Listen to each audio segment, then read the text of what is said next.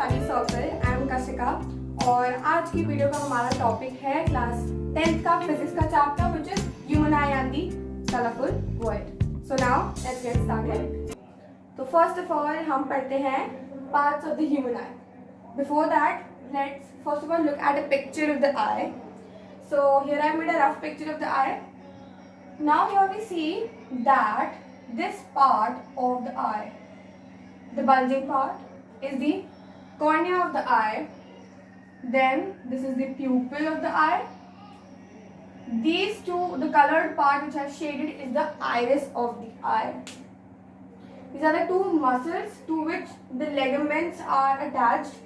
These two muscles are known as the ciliary muscles.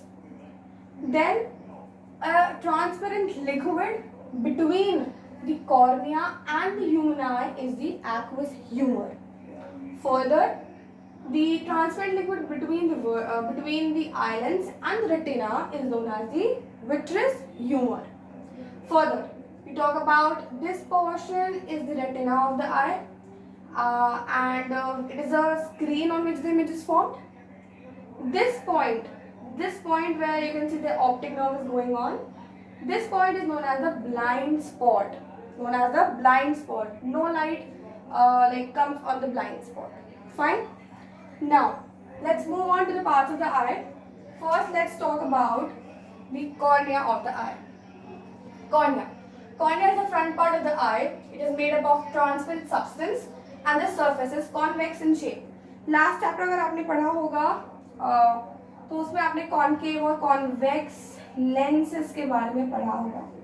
So we know that this is a concave lens and this is a convex lens. So when you talk about this convex and concave lens, यहाँ पे आप देख रहे हो कैसा किस type का part बन रहा है. बल्जिंग पार्ट किस टाइप का बन रहा है? कॉन्वेक्स टाइप का बन रहा है. So the surface is convex in shape. Now the iris. Second is the iris. Iris is just behind the cornea and it is a colored diaphragm. This is the iris. This is the colored diaphragm. Why do we say it a colored diaphragm? जो हमारी colour को eye मिलता है, that is because of this iris. Alright? किसी की blue eye होती है, किसी की brown eyes होती हैं. That is all because of the iris.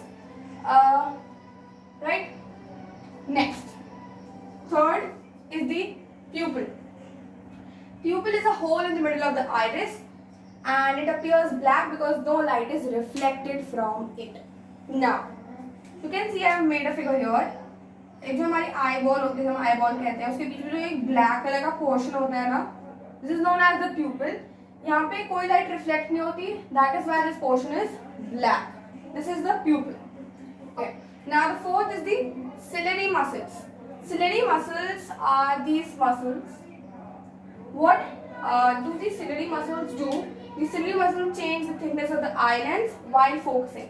When you focus on an object or तो ये eyelids का shape बदलती है, तो eyelids को पतला करती है या eyelids को मोटा करती है, right? Accordingly. तो ये ligaments और ये ligaments are attached to the ciliary muscles. So in short, ciliary muscles help in changing the shape of the eyelids when we focus on a nearby object or at a distant object. Fifth is the eye lens. Now, eye lens is again a convex lens which is made up of the transparent soft material. This is a very delicate, in fact the whole eye is a very delicate portion of our body. Now this is made up of jelly like substance से बना है ये, ठीक है? It is very soft. Now, sixth part is the retina. It is a screen on which the image is formed.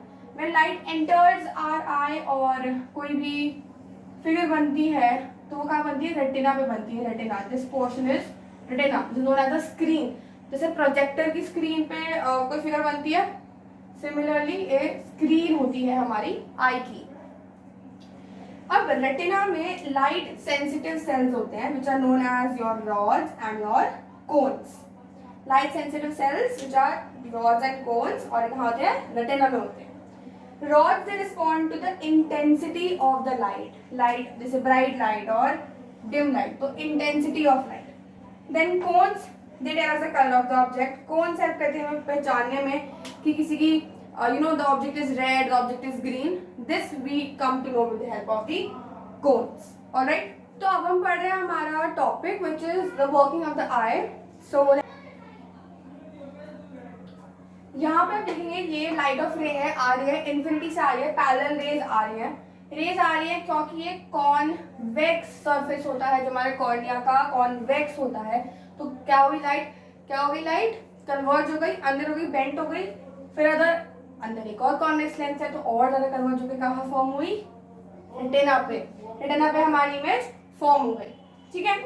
और जब ये form हो गई तो ऑप्टिक नर्व्स के थ्रू इलेक्ट्रिक सिग्नल से ये हमारे ब्रेन में इलेक्ट्रिक सिग्नल्स के थ्रू ये इमेज पहुंच जाती है। अब कुछ पॉइंटर्स पढ़ते हैं। Eye lens is also convex, हमारा जो आई का लेंस है convex, I told you, surface of cornea is convex, I told. फिर आते हैं next image formed on the retina is inverted. Inverted यानी कि उल्टी इमेज बनती है। अगर आपकी ये सपोज एक इमेज है तो ये फॉर्म रेटिना पे उल्टी होती है, यानी कि इन्वर्टेड फॉर्म होती है। फिर नेक्स्ट कह रहे हैं eye lens forms the real image. हमें पता है कि अगर एक लेंस रियल इमेज फॉर्म कर रहा है तो वो साथ साथ इन्वर्टेड इमेज भी फॉर्म करेगा। दैट मीन्स कॉन्वेक्स लेंस कैसी इमेज फॉर्म कर रहे हैं, इस केस में रियल एंड इन्वर्टेड इमेज हमारे रेटिना पे उल्टी बनती है जब, लेकिन जब ब्रेन तक सिग्नल्स आते हैं तो वो सीधे जाते हैं। Fine. Functions of iris and प्यूपिल मैं आपको बता चुकी हूँ, लेकिन अब इसे थोड़ा और डिटेल में पढ़ते हैं कि मेन फंक्शन क्या है आइरिस का। आइरिस का फंक्शन है to control the amount of light entering the eye. Control करता है अमाउंट को, ज्यादा आए या कम आए। फिर क्या है, it adjust the size of the pupil according to the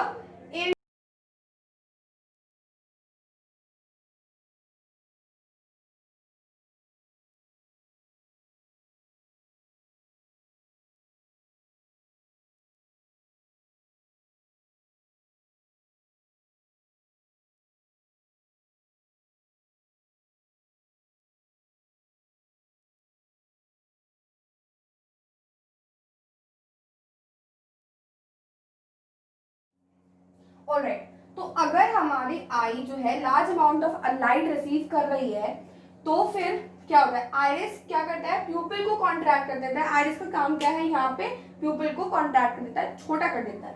फिर वहीं पे अगर हमारी जो अमाउंट ऑफ लाइट रिसीव हो रही है वो कम हो रही है तो प्यूपिल क्या हो जाता है, एक्सपैंड हो जाता है, ठीक है।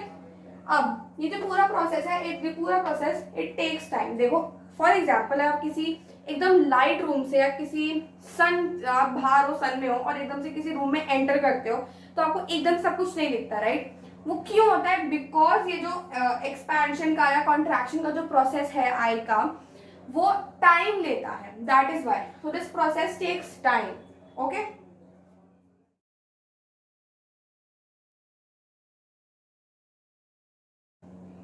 तो नेक्स्ट टॉपिक है हमारा अकोमोडेशन। पहले समझ लेते हैं अकोमोडेशन क्या है या पावर ऑफ अकोमोडेशन क्या है। So it is the ability of the eye to focus on nearby and distant objects on the retina by changing the focal length.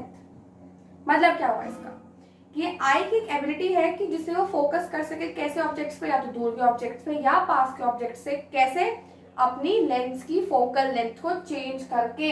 Ability of the eye to focus on nearby and distant objects on the retina. कहाँ पे बनता है, retina पे बनता है हमारा image, कैसे, by changing the focal length. Next pointer है the focal length changes with the help of ciliary muscles. कैसे, सी ये तो सिलेरी मसल्स है, एक रफ फिगर बनाई मैंने यहाँ पे, ये तो सिलेरी मसल्स है। सिलेरी मसल्स से अटैच्ड होते हैं हमारे लिगामेंट्स। अगर आपको बहुत और थोड़ा क्लियर चाहिए तो यहाँ पे एक पिक्चर डाल देती हूँ। तो सिलेरी मसल से अटैच्ड है लिगामेंट्स। जब सिलेरी मसल्स कॉन्ट्रैक्ट करती है या फिर वो फ्री रहती है, उस हिसाब से लिगामेंट्स रहते हैं, या तो लिगामेंट्स लूज रहेंगे या फिर लिगामेंट्स स्ट्रेच्ड रहेंगे। आप अगर किसी को स्ट्रेच करते हो तो क्या हो जाता है, वो थिन हो जाता है ना, या लूज छोड़ देते हो तो वो वैसे वापस बल्जी सा हो जाता है, मोटा हो जाता है। तो यही सेम चीज आई में भी होता है।